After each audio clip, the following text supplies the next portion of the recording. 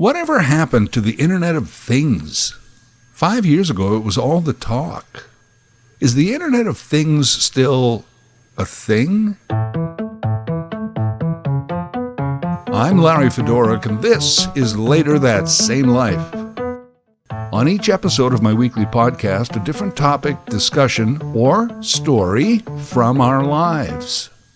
Season 13, Chapter 8. Internet of Things. The Internet of Things, or IoT, is an extension of all people being connected. Next, let's connect all of our devices. About 5 years ago, there was an estimated 29 billion devices talking to each other on the IoT. By next year, 80 billion. The Internet of Things. It's happening. One of the main reasons we haven't heard about it as much is the term itself. Internet of Things has been replaced largely by the term smart. Smart technology. Smartphones, smart cars, smart homes, smart cities. Smart implies that your device is gathering data, analyzing it, and perhaps even capable of taking action when necessary. At the very least, alerting you to take action. Last week I did my podcast about banning cell phones in school classrooms. It got me thinking about technology in general, as always the history of it, where we are with it all. And that tripped me onto the Internet of Things. Not that technology isn't already pervasive in our everyday lives, but IoT would make it even more so. I was trying to look up the first ever smart device. There are at least a couple of contenders. Westinghouse introduced a kitchen home computer system in the mid-1960s, the Echo 4. This machine was capable of computing shopping lists, controlling appliances, and a few other small tasks. Never caught on. Most of all, it was expensive, and second of all, who would want or need a computer in their home? IBM is credited with introducing the first smartphone in 1993. They called it Simon, clunky and impractical. And we didn't really embrace smartphones until about 15 years later. My contention for first ever smart device is the thermostat. The household thermostat, patented in 1886. Granted, it didn't collect data or send it to a cloud, so in that way it doesn't really qualify, but in 1886, if it got cloudy and cool outside, the thermostat detected the temperature inside and told the furnace to cut in. The multi-zone thermostatic control system. Just set it and forget it. I say that really it's a smart device. It has sensors that detect the situation and can automatically take an action. So, up until a few years ago, it was only you and I that were connected on the internet via a desktop or a laptop or a smartphone. 2001, that's when we saw the first phone with available internet accessibility. Next phase, why not connect all of our devices to the internet? Because, why are we doing this? Let me see, to fully automate our lives, because we're so busy that we need intelligent machines to take on all the mundane tasks, leaving us more time to do the things we love, like spending more time with our smartphones? Sure, let's go with that for now. Let's go forward on the premise that we actually need the Internet of Things. As usual, we humans do things because we can, and we ask ourselves if we should only after we've already done them. In order to have an Internet of Things, you need a few basics. Your device needs sensors to gather the pertinent information. It needs chips on which to store some of that information, and it needs access to the internet for two reasons. One, so that you can talk to your machine and it can talk to you, and the machines can communicate with each other if necessary. And also, it can send information up to the cloud. So you also need a cloud. What is a cloud? People think of a cloud as one thing, one cloud. In reality, big tech companies each have their own cloud. Some tech companies form for the sole purpose of being a cloud. There's lots of clouds. When it comes to technology, it's mostly cloudy. The cloud is simply a term for a large collection of servers. If 80 billion devices, along with billions of people, are constantly collecting and saving data, that's a lot of dots and bits and bytes and zeros and ones that have to be saved. Imagine that computer tower that is running your desktop, if you still have one of those. Now imagine a stack of about 30 of them forming a tower. Now imagine a row of 50 towers. Then a warehouse with like 100 rows. That's a cloud. And another warehouse just like it, serving as a backup. Nondescript, highly secured buildings, sucking up electricity, generating heat, the constant hum of large cooling fans, housing the most valuable assets of humanity, our data and information. The Internet of Things, though the concept feels relatively new, as with most things tech, the germ of the idea goes back a lot further. In the early 1980s, some students at Carnegie Mellon University in Pittsburgh installed sensors in a Coca-Cola machine to be able to track the contents remotely. This Coca-Cola machine also lays claim to being the world's first Internet of Things device. Alas, the tech was bulky. I'll bet the computer and the Coke machine were about the same size. Progress was limited. In 1999, a computer scientist working for Procter & Gamble, Kevin Ashton, recommended adding radio frequency chips to product packaging to be able to track them. In order to sell the executives on this idea, he peppered his presentation with a new 1999 buzzword, Internet. He coined the term the Internet of Things. In 2000, LG introduced the first smart fridge. A few years later, the first really smart smartphone, and it just ballooned from there. This is Kevin Ashton. Internet of Things is a term that I coined in 1999. And for a few years I talked about it a lot, and the result of giving that presentation hundreds of times was I went to work at the Massachusetts Institute of Technology, MIT.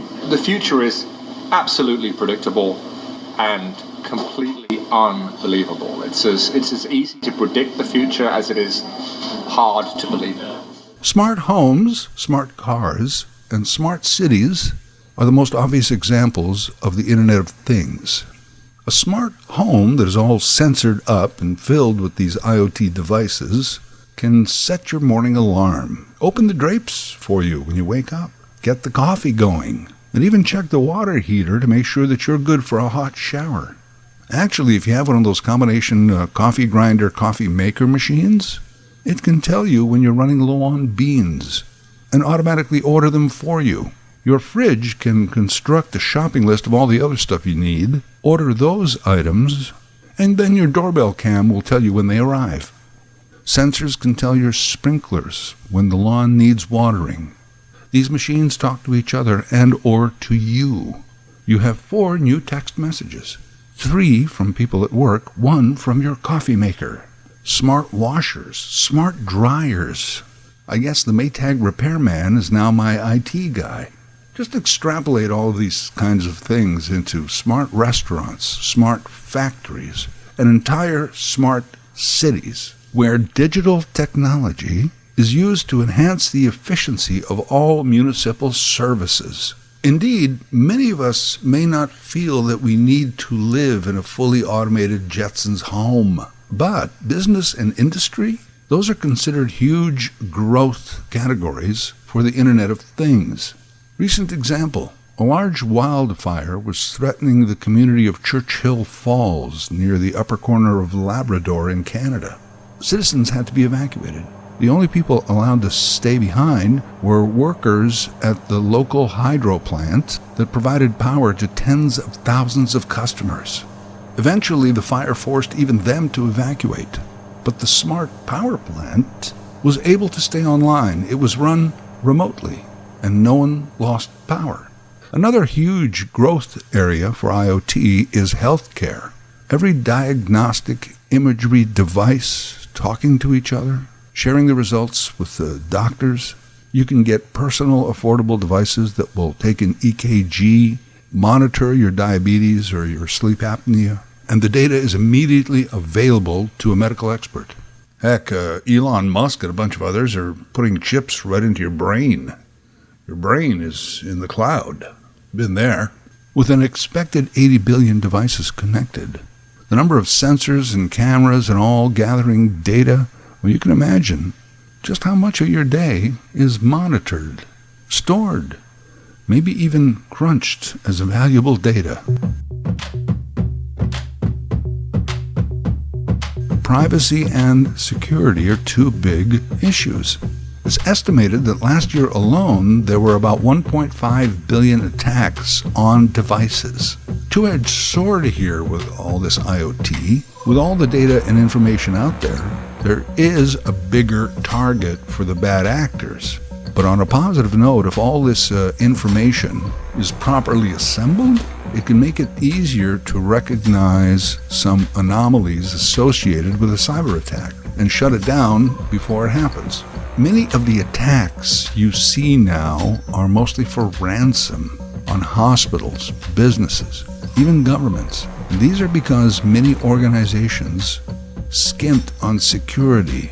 Hate to blame the victim here, but if you are putting more of our lives onto machines, then it is incumbent on you to protect those devices. I liken it to a bank.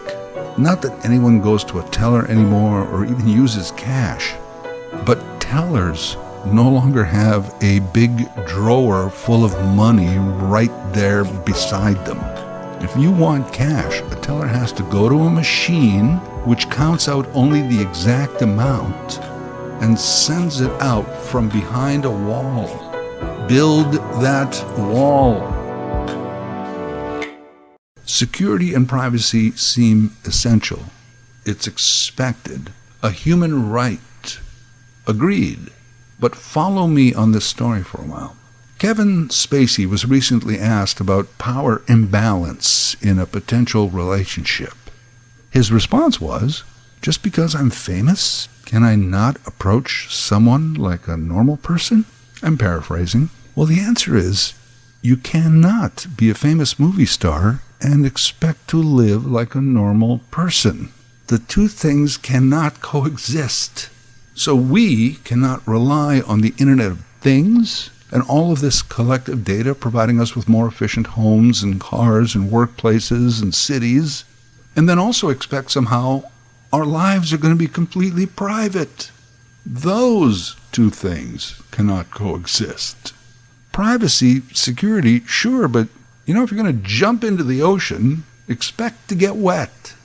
And there's sharks. Privacy. I can't remember who said this, and I've never been able to successfully Google it to properly credit and quote it. But one expert said, the day we allowed anyone in the world to be able to ring a bell in our home at their discretion is the day we gave up our privacy. It started a long time ago with your parents' and grandparents' old phone. You didn't shut it off. It rang, and when it did, you answered it. Those were the rules. Security is also an issue with smart cars. They are devices on the IoT. We all know now that a car is a rolling computer. They tell you when you need gas or a charge, oil change, air in the left rear tire, if you're following too close or out of your lane, on and on. They have these so-called black boxes now that gather and analyze your driving habits, speed, mileage, They can probably pinpoint that you like to go to Walmart every second Tuesday, information that Walmart might like to have. Insurance companies sure would like to know what kind of driver you are. Recently, there were accusations that your driving habit data that was sent to a cloud was being shared with some big insurance companies. One guy sued because his insurance rates tripled. He had no fines, no tickets, no accidents. But the data from his car showed him to be a driver who drove fast and braked hard. He sued and won. In Canada, the government ordered a consultation on EVs from China. We're not the only country concerned with this. If your vehicle is gathering all kinds of data on you, and the vehicle is Chinese, is all that data going back to the communist Chinese government? Oh, definitely not. Well, that's the answer we're looking for, but we're not getting it. During the prolonged Russian invasion of Ukraine, Ukrainian soldiers were able to ping Russian cell phone accounts in Ukraine, map them, assume then that they were clusters of Russian soldiers, then fire missiles or drones to that general area. It's a smart war. Recently, NVIDIA became the world's most valuable company according to market cap. It outpaced Apple, Alphabet, Google, Amazon, and the rest. NVIDIA makes chips for smart technology. During these marvels of modern day, I often wonder what the world was like before it was connected. You'd have to go back to the mid-1800s, before the invention of the telegraph.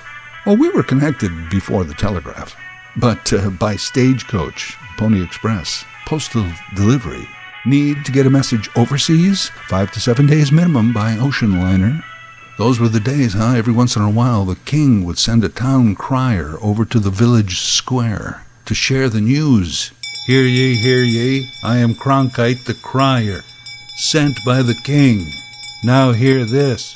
Heck, let's go back to 490 BC and the Battle of Marathon, where Pheidippides, the messenger, had to run the 26 miles back to Athens to tell the assembled senators about the Athenian victory over the Persians. It's alleged he ran the entire distance without stopping, burst into the chamber, screamed, "We won!" and then collapsed and died. I know how he felt. I'm almost there myself after having to return all of my messages. But Pheidippides is a fine example of ancient connectivity. The telegraph, though, changed the world in a way we did not see again for another 165 years. Yeah, I know, since the telegraph we had radio and the telephone and television and cable and fiber optics and satellites and the Internet of Things, but the telegraph was the first. Had a good run, too. Western Union closed their final office in 2007. UK Telegraph shut down in 2008.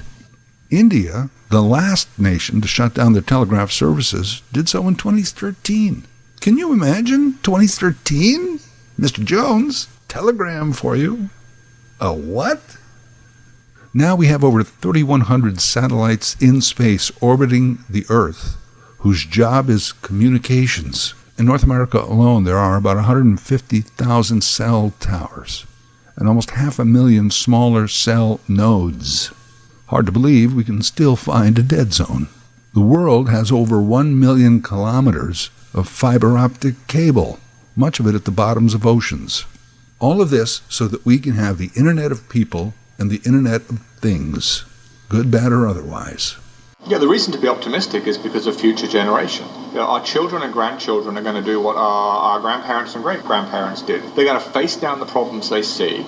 They're going to change the world to save the world because it's the world they're going to live in. We face very real problems, as generations before us have. But we will solve it through creating. The Internet of Things is a fundamental part of that. You add artificial intelligence and robots into the mix, and humans will soon be redundant. I'll tell you something else. If we ever have the Internet of Animals, we'll be in real danger. I mean, if all of the animals start talking to each other, look out. I'm sure we've all seen that Planet of the Apes documentary with Mark Wahlberg. We should probably be getting busy and eat all the animals before they organize, connect, and plot their takeover. Then, of course, there could be the Internet of Plants. Anyway, I gotta go. I just got a text from my fridge. There's an issue. Later That Same Life is written, voiced, and produced by Larry Fedoruk.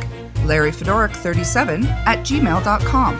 Subscribe to Larry's podcast YouTube channel. Get automatic notifications with each new episode.